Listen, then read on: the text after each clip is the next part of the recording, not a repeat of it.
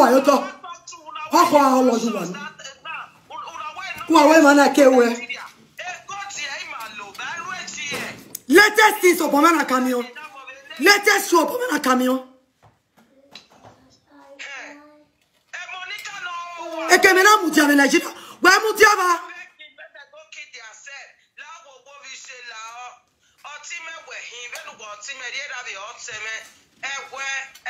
Yeah, ah, yeah, Glenelli. Why what I want Yakabamano is okay why I move bacon. Who Bobizua picking help? Now question they ask. Me, I know they read comment. Once I finish any part comment, he was my son. Oh my way, anyway, then of evening or jump away. Oh my like it. Why put on why it pushing me here? Or why it the way me to have here? Why can't here? Why so many years like why so soon?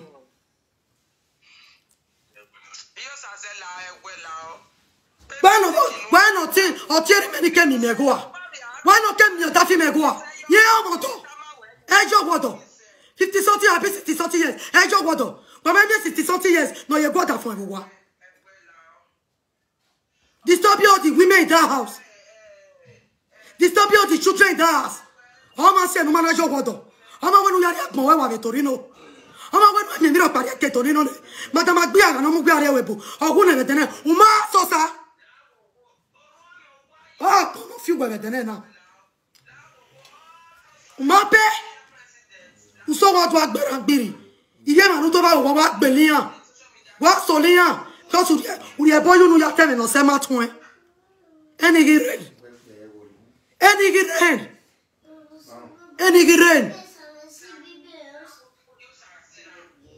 How Donamongwa.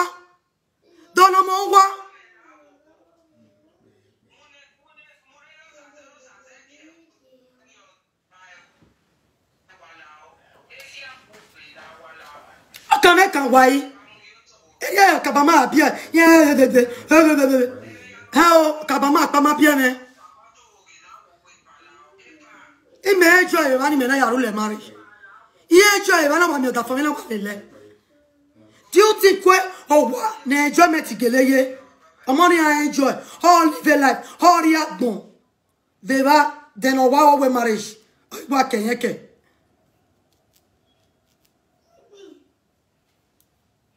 While you are a piece of rock, choose huh?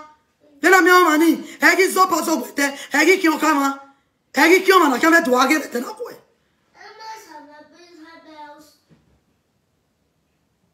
Don't want to weapon, no master man, this okay. Tie. Well, I don't know what do I like to do attack? Don't want to weapon, no master man, this okay. No two way, Semenis okay. Tie. Who were my Nuviori?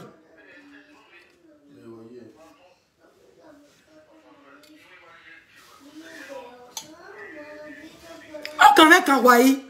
Can't you leave me alone? Why send me here? Why send me here?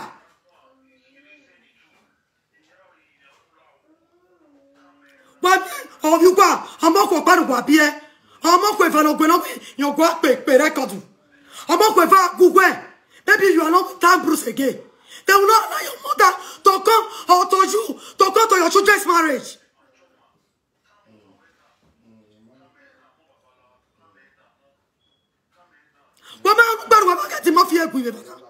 Why set up a social media now? I mean, I guess set up a bona.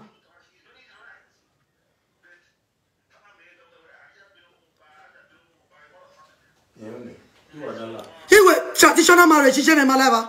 He was a hall.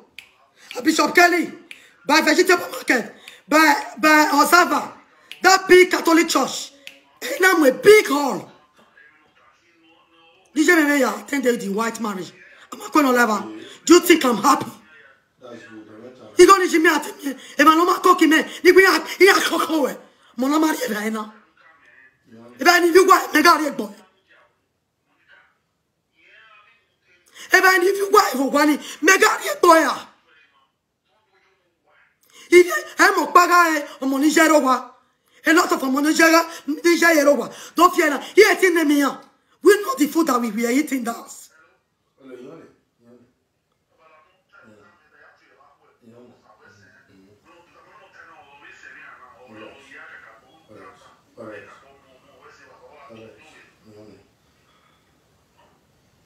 You go and walk over here. Why are you solo, man? And your paper says, we don't not make it type. Madame Messenger, Madame Recorder, Rupe, Mrs. Take Away. We don't fear message, Yaveri. Don't care. Don't know you care. Who Bobizua help? Who Bobizua help? Bobizua see body finish. Who he help? Bobizua na man. Then anybody only the Murphy's name. When I call my husband's name, people always shake in chair. How about shake? Anybody here? Bobizua, who you help? And they come for you. Anybody here? King Saga is coming for you, Bobizua. I just enter house now. You see and say, I go disgrace you, disgrace that Monica. I go disgrace all of them. Saga continue. I have so many records. When man look on have been about when what time we agbana mori there left we. Never be me. Ma be ati tama wonu ko ni veje. You say what? Who pon we ata we meje na. E be die we. Ina be die jouer. Du we ga ata ban. We ba ma e bi jouer. Tati me die jou we me no what time. Me die jou we me na be die we. We ga ta video. We ga ta video. Who is afraid of you guys? Bobizua is just a good because of not watch a dirtiness of ever side. They come for you. Carry all your children. And they come for you. Because of not watch a dirtiness of ever side. Go call anybody. You might watch a dirtiness in ever side. Also not doing one. Head them around not supposed to tell. We're not enjoy. How enjoy. How live a better life. How wait till you what dog back. Why don't you come on? God tell me here and say, how am I? You guys are not feeding me. You don't feed my children. You don't even feed my own mother. Not even not your me. No me be. O tell me now, not even not your. And I get Bobizua not your. I can push on Marie. You guys have pushed me there. I'm going to stay. No more at house. Me, I'm going to stay here. They cannot stay here. If I want to stay on social media, okay, yeah. They have pushed me to come to social media, to come and be saying all my life on social media. I've come to stay now. She's not a presenter. I just want Saga continue. They will not come back and why? They will not come back and why? What come back and why?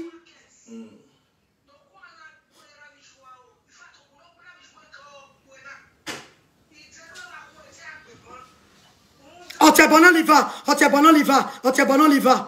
Can only find we go over now. Wamaka otebona liver.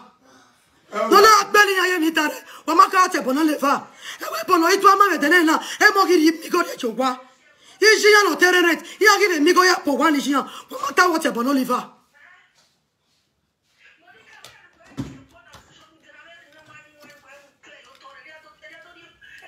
Please. Yahweh, who are one on 2,000 euro? You have gold here. He give me man buy 5,000 euro buy for. May you see a gold? May you see a gold? It was not a weapon. How's he going to Beranki? How's he going to brow? Beranki Gemina. How's he going to Yaya Fekia? Or what to get la? No piele. If you are on Papa no Maya Jogodo, or Papa no Maya Pierre, if you are on Rido to where you are. Mamma is evil, and Madame Biara, no more wepo, Nuya wepo. Eh, my Madame Biara, no more wepo, Nuya Torino. Any act record, any record to Aqua anymore. It was to Any more again. Who Who cares? It was where Bobizua. Who cares? Don't where Bobizua. Bobizua Kalu enya. Where Bobizua Elelu no. Our kita. Our way. Our future. Our man. Our servant. What can I can why? Bobizua. Our way. Our future. Kita no Bobby way. Bobby. Idenua. Then look at my. Why you ain't Belebua? Yeah, agree Belebewa. The more I'm loving my husband. I'm loving my wife. The more why I wear, the more that I'm still loving my husband. Property. Now it's been your property. Now you get. Don't know who why. It's been your property. Now you get. If you're not got it, don't know now your property. Now you get. You wait the Jali Sam for Eddy Road. Bobizua. Emmanuel Kwemu. Hoboku gwe nekerege soe. Mumia wa gomadia. O waruna ya atweshi finona wa gomadia. So na muekpa. Avunwe vue chief.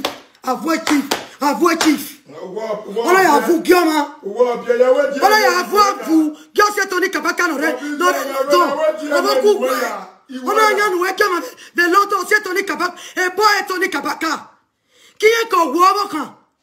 Bagi una junu weri obokan yo wodore. Una we no vokan we zono lawa. Do you think any are doing to me? No wait, is okay. You move again and I could go here. Your mother is blessing me.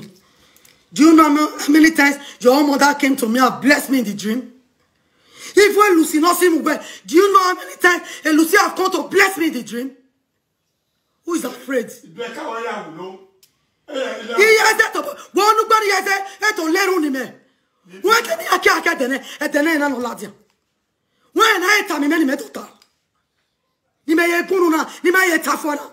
Ni me ye pepe boti tafwa. Very me miye yota for me mio. Why can I can wana yi? Why hell la? Bobizua ya enu jaze iye yane. Kame kanwa. Kame ugwa gbele gbugwa o, ugwa aravo, ebi manugwa o, ebi riak gbugwa o, iya gwa o, iya gwa we business. E ga amaka sokebo. Emo ya lupia, ni je maro go sofa ya. Umawe ni ya ni wa Jana we sini me boku. Oye okabie no chon kan mode.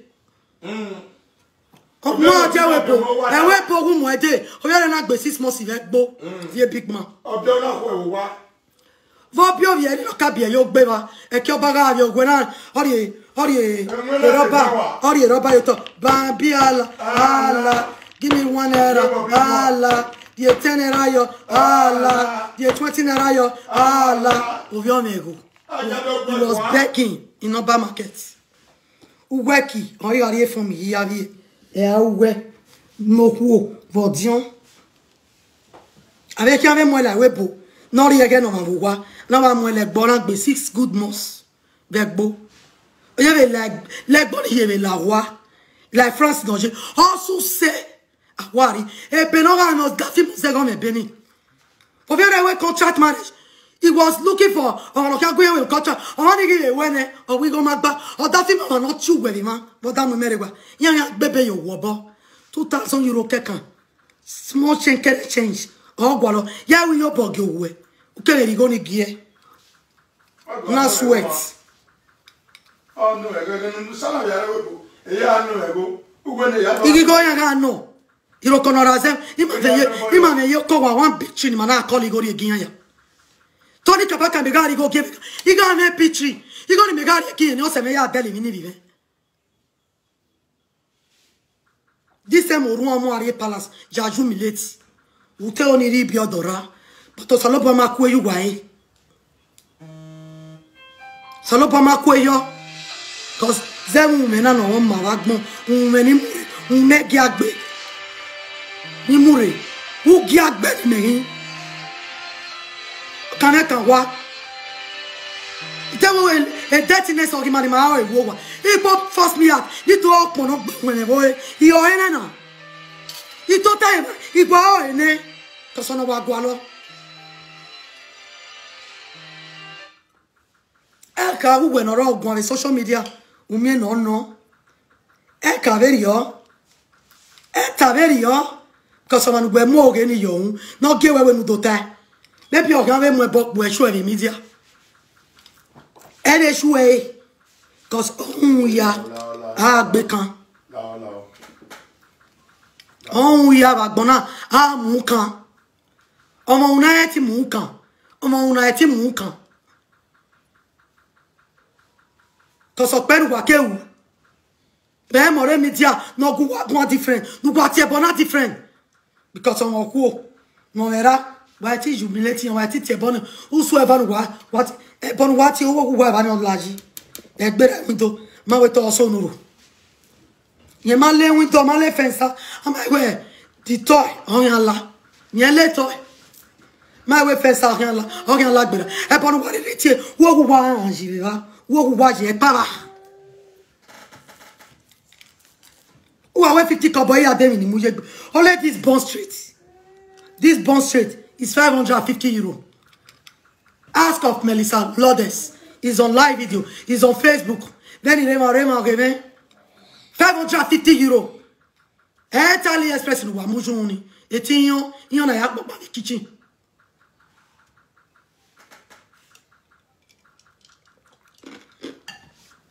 Oh you where? Now mu we go avec l'odon. You go no ta fin do mu go jo hun. De ta fin ni veri go no ni se.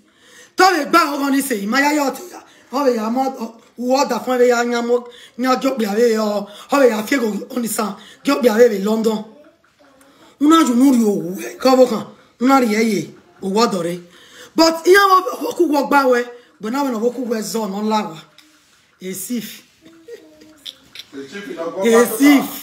no we do go o ba wa e do le doji e chief no ha ga nya e chief what am I don't trust. We can talk to the cake. Wa be ke ni cake be de na. Wa be ke ni ke o e de. Voku gwa na nya no we mu gi. O se best friend Tony. No ka we boy boy o ke do la we bo. Oni ga ri go gian, ga ji go gian. Yan ri account goni, oni ri alati ni. Ina wa vala vu we. Avunu we sanya, avunu we mu dia yo ewe. Ana ga vi o gian we London. Una we no voku we so. No lawa, no da fa mo kan ku e fu wa. Abegera. Era. Daddy. Era me na magbe. Eru ya ma. Bege. Wogi mase. In fact, I don't know ya fefe. Wo ikwe mase. Magbe. Egbo na mi wate anu wa. Na for me ade Nigeria. Very mumele le gbe ade Nigeria. What do we soke do in Nigeria? What do we go to man? You go to get the ticket. Man, you go to get the ticket. You said it several times, more than 2 times. Go away. Baba, we go give me you. You gonna get the ticket in money. How the highway move? But the ticket in other than no more. Other for me, I'm not sour with Dopa. Where Baba? Where ni get more walking in? Ni do afie ki ya yo ni afie igban.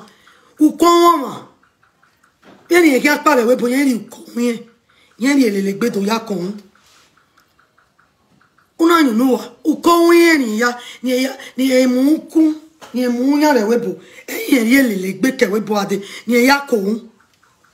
So emi like yen u baba. Una gunu ma ri gun.